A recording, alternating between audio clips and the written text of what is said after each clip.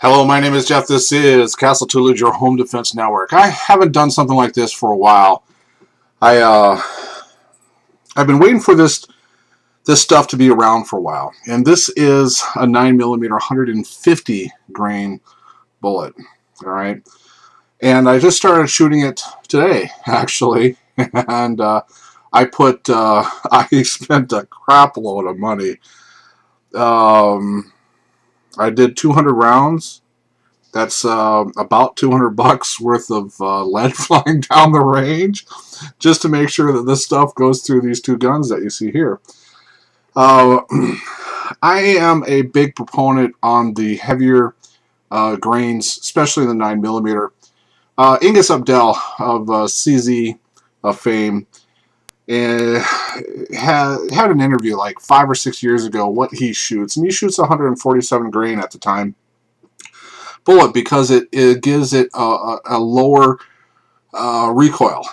And if you know about statistics, if you look at the FBI statistics, a person is going to survive the first shot 80% of the time. He is going to survive the second shot 20% of the time. So what that really tells me is that really the first shot isn't the most important, it is the second shot. How do you do second shots quicker? By having a lower recoil where it's not very snappy. My first concealed carry gun was a CZ Ram 2075 chambered in 40 Smith & Wesson, and that little thing was so snappy. It was basically praying, if I ever did have a use of force events, it was basically pray and spray, and you not knowing exactly where your lead was flying because the thing was so jumpy. But Ingus Abdel, he really hit it home with me with these heavier grain 9mm bullets, that a heavier grain at a lower velocity is going to give you greater control with that follow-up shot. Again, what I said with the second shot is an FBI statistic. So the most important shot isn't the first one, it's the second one. So you have to be on it quickly. These 157 grain bullets, right here is my Smith & Wesson. I only shot 50 rounds, 40 rounds through this. Yeah, 40 rounds through this, because I really don't carry it that often, and I'm going into a season, the winter season, and I'll talk a little bit about that, where I carry bigger guns, because you're able to conceal them better. So that's why I put 160 rounds through my CZP-10 right here.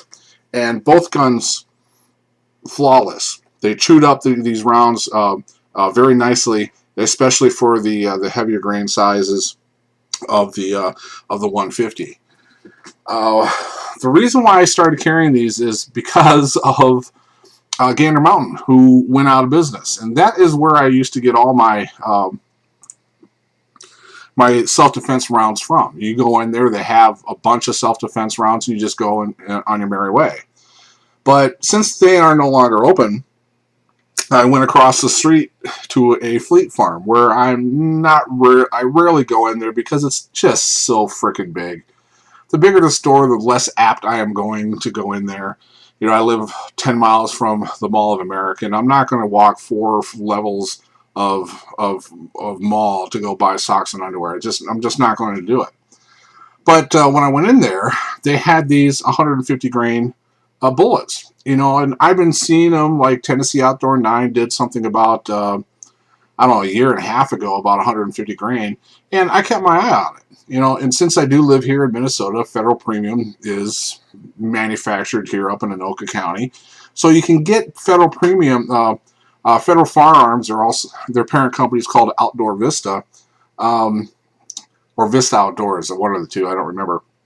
And you can get Federal Firearm stuff fairly easy. So instead of going after a brand name that you may not be for, one irritating thing is you get some premium self-defense rounds, you make it prove your gun will eat it, and then it's gone. You may not be able to find it for another 4 or 6 months until something happens and they reorder it, and it's sitting on the shelf when you go in there. So I waited for about a year for the federal firearms for the 150 grain just to prove itself, but I have a source where I can have. Now I just have these 40 rounds left. I'm not gonna spend too much money, even though today is my birthday and I'm 50 years old today. I had the day off, so I went to the gun range and I did some 2A self-defense law stuff as far as the classroom stuff goes. The 147 grain, and what Ingus Abdel really says is that you have an easier recoil, and typically you'll have greater penetration with the 147 grain bullet. You also have about the same in gel depth as with the 150 that I've seen on YouTube. But the wound cavity is slightly larger for the 150 to the 147. I know we're playing with hairs and whatever is the perception, but the 157 and the 147 grain bullets, and I can't really tell a difference. But I like the idea of both of them. Now, there's some people are going to say, "Oh, mass is the heavier the bullet, the more the recoil." No, it's not. It is the speed combined with the mass is what produces the recoil.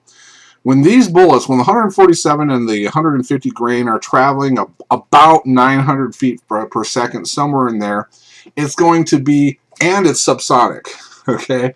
That's another requirement that I really want to have, is because I am going to transition over to having a silencer because Minnesota can do it.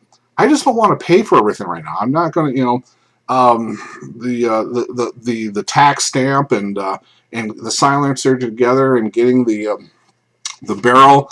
I'm going toward there. So having the 150 grain bullet and a subsonic round as far as the silencer is concerned, and compare it to a 115 grain bullet that is traveling at 1,1300 feet per second, 1150, 1,1300 feet per second.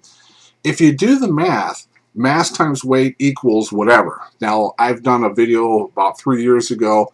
There's a formula in there. If you want to plug it in, go for it. It's gun specific also, rifle gun specific. But really, all you really need to know is mass times speed, and you're going to get X. Whatever X is, the higher the number, the higher the perceived recoil. Take a look. I am offering this. Take a look at this stuff. See if 150, and this stuff, I also want to point out that this stuff is specifically made for micro guns. That short barrel makes a huge difference in having those petals being able to expand once it hits its intended target. You want to have enough speed and weight behind it where it opens those petals up to get the biggest wound cavity as possible to stop the threat on a here and now basis. Before, are you going to be, a lot of these technology, especially 2 or 3 years ago, that these rounds were designed for a full barrel gun, where you have that extra inch of barrel and you're going to get the full speed out of it, because those rounds needs that speed, so when it does hit its intended target, it opens up like a petal. So now, with these smaller micro guns, the bullets are actually going slower, and because the bullets are going slower, it's not always guaranteed that these petals will be coming out. So now they are specifically making ammunition for micro guns. All right. My name is Jeff. This is Castle Tools, your Home Defense Network. I hope this helped.